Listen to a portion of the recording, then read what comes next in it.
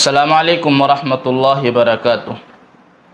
عزیزان گرامی، ابھی چند گھنٹے پہلے میں نے سوشل میڈیا پر ایک اعلان پڑھا، جو اعلان تھا برائے امامت۔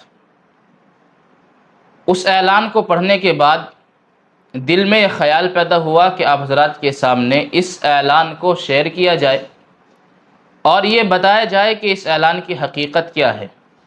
میرا عزیزو، وہ اعلان بھی عجیب تھا۔ پہلے آپ جو ہیں اس اعلان کو سماعت فرمائیں۔ اعلان یہ ہے کہ ہماری مسجد بڑوت باغپت میں امام کی ضرورت ہے۔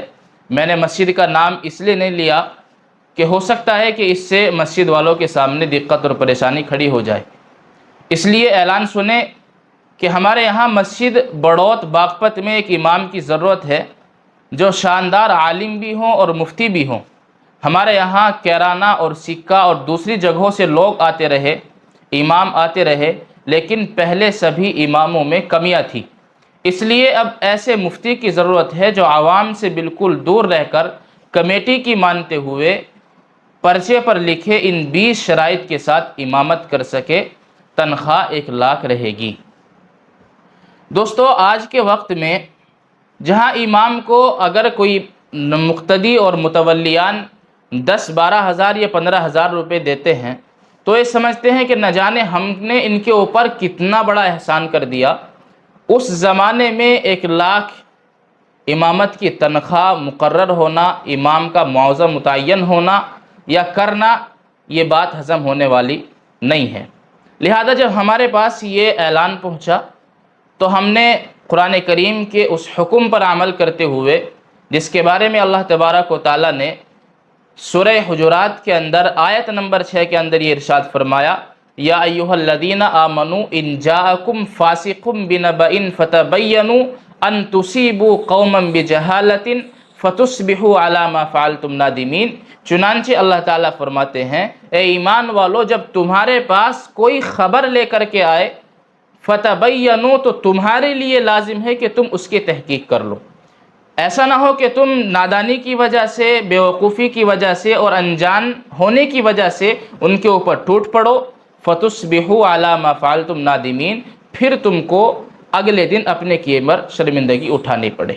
اس لیے جب یہ آیت ہمارے ذہنوں میں اس آیت نے گردش کی تو پھر ہم نے اس معاملے کی تحقیق شروع کی، اور میں نے بذات خود جو نمبرات جو ہیں اس اعلان میں بھیجے گئے تھے اور اس اعلان کے ساتھ مربوط کیے گئے تھے، ملائے گئے تھے، میں نے ان سے رابطہ کیا، اور جب میں نے ان سے رابطہ کیا، میری ان سے گفتگو ہوئی۔ وہ گفتگو بھی میں آپ حضرات کے سامنے بیان کروں گا، لیکن اس سے پہلے میں آپ حضرات کے سامنے ایک پیغام دینا چاہتا ہوں۔ پیغام یہ ہے کہ میرے عزیزو، سوشل میڈیا کا پلیٹ فارم اب ایک ایسا پلیٹ فارم بن چکا ہے کہ اکثر و بیشتر جھوٹ کا پروپیگنڈا اس سوشل میڈیا کے ذریعے سے پھیلایا جا رہا ہے، اور اس میں ہمارے علماء بھی بہت زیادہ شریک حال ہو چکے ہیں۔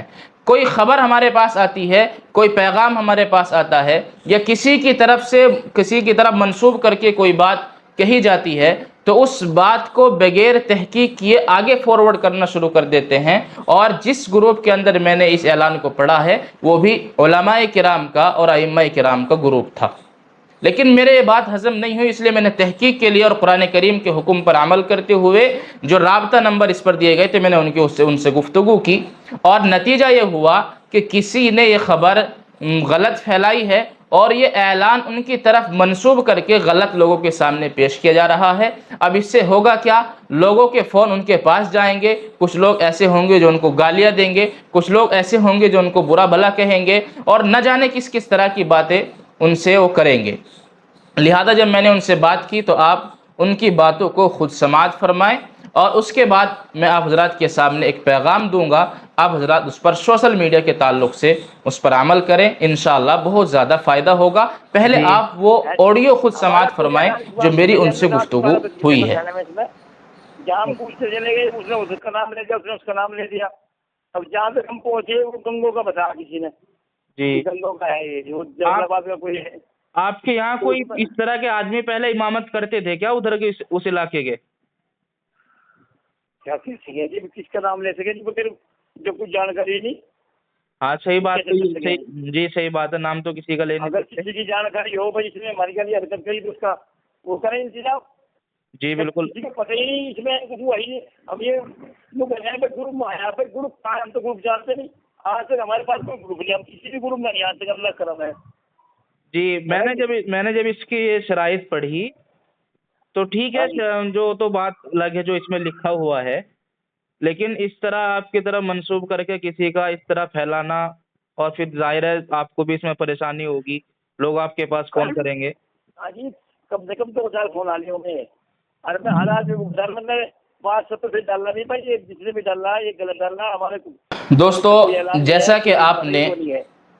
اس آڈیو کے اندر سنا کہ وہ کس قدر پریشان ہے اور کن کن پریشانیوں کا سامنا اس اعلان کی وجہ سے کرنا پڑ رہا ہے، اور اب ان کی پریشانیوں کے اندر وہ تمام انسان شامل حال ہیں کہ جنہوں نے اس غلط خبر کو اور غلط اعلان کو لوگوں کے ساتھ میں شیئر کیا ہے اور واٹس ایپ گروپوں کے اندر شیئر کیا ہے۔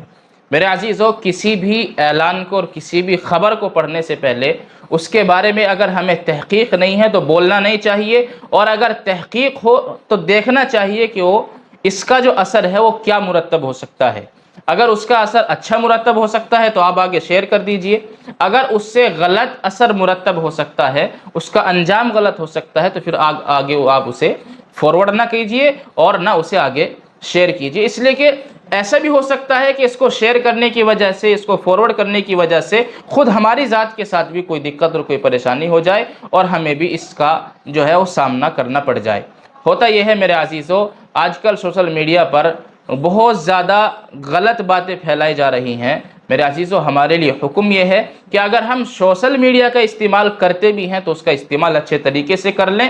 اگر ہمیں کوئی پیغام دینا ہے تو اللہ کے رسول صلی اللہ علیہ وسلم کی تعلیم دے دیں، احادیث رسول اللہ صلی اللہ علیہ وسلم لوگوں کے سامنے بیان کر دیں، اللہ کے رسول صلی اللہ علیہ وسلم کی سنتیں لوگوں کے سامنے بتلائیں سوشل میڈیا کے ذریعے سے، یہ ہمارے لیے بہتر ہے۔ لیکن جھوٹ کو آگے پھیلانا اس سوشل میڈیا کے ذریعے سے ہمارے لیے ہماری آخرت کی بربادی کا ذریعہ بھی یہ بن سکتا ہے۔ اس لیے اس چیز کا خاص طور پر خیال رکھیں کہ کوئی بھی خبر، کوئی بھی اعلان یا کسی کی طرف منسوب کی ہوئی بات کو بغیر تحقیق کے اور اس کے